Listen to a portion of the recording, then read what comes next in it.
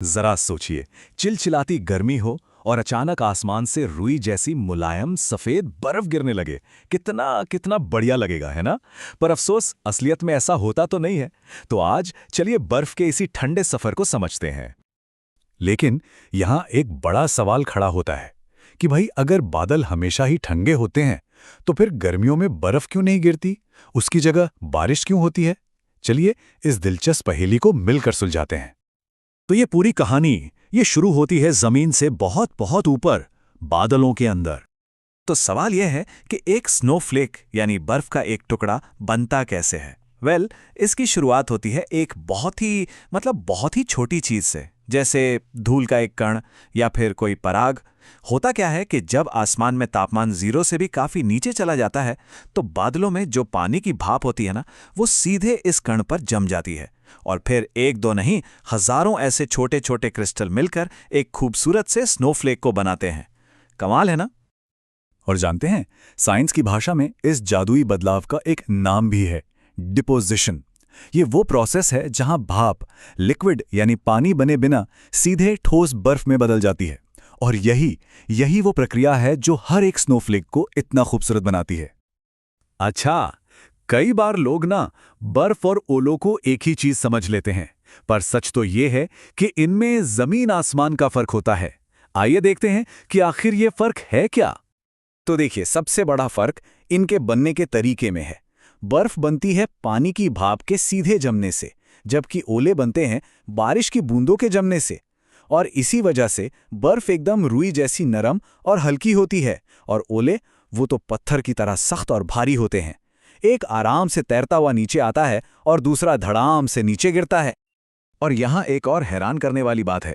क्या कोई यकीन करेगा कि एक स्नोफ्लेक में 90%, जी हां, 90% सिर्फ हवा होती है जो उसके अंदर फंसी रहती है।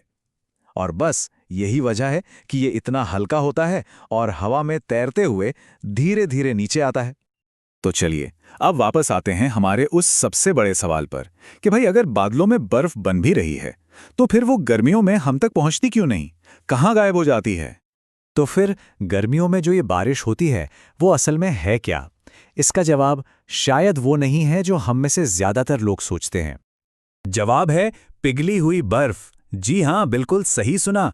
मजेदार बात तो ये है कि गर्मियों में भी बादलों में बनती तो बर्फ ही है, लेकिन वो हम तक पहुंचते पहुंचते पानी में बदल जाती है। तो सवाल है, ऐसा होता क्यों है? जरा इस सफर की कल्पना कीजिए। जैसे ही वो नन्हा सा स्नोफ्लेक बादल से नीचे गिरना शुरू करता है, उसे रास्ते में मिलती है गर्म हवा की एक मोटी परत, और बस काम तमाम। वो गर्मी उस बर्फ को पिघलाकर पानी बना देती है। इसीलिए स्नोफॉल के लिए, मतलब बर्फबारी के लिए, बादल से लेकर जमीन तक पूरे के पूरे रास्ते का ठंडा होना बहुत जरूरी है। और हां, यही वजह है कि पहाड़ों पर बर्फ गिरती है, क्योंकि ज्यादा ऊंचाई पर हवा हमेशा ठंडी रहती है, तो वहां बर्फ को पिघलने का मौका ही नहीं मिलता, भले ही नीचे मैदानी इलाकों में कितनी भी भीषण गर्मी क्यों ना पड़ रही हो। तो अब हम ये तो समझ गए कि बर्फ हम तक पहुंचती कैसे है या क्यों नहीं पहुंचती। तो चलिए अब इसकी कुछ और अनोखी बातों पर नजर डालते हैं। चलिए, एक छोटा सा सवाल, अगर बर्फ बनती तो साफ पानी से है, तो फिर वो दिखती सफेद क्यों है? सोचिए जरा। इसका जवाब है रिफ्रैक्शन, या यूं कहें कि प्रकाश का बिखरना। देखिए, एक स्नोफ्लेक की बनावट, उसका स्ट्रक्चर इतना कॉम्प्लेक्स होता है कि जब सूरज की रोशनी उस पर पड़ती है तो वो उसे हर दिशा में बिखेर देता है, मतलब स्कैटर कर देता है, और इसी वजह से वो हमें सफेद दिखाई देता है।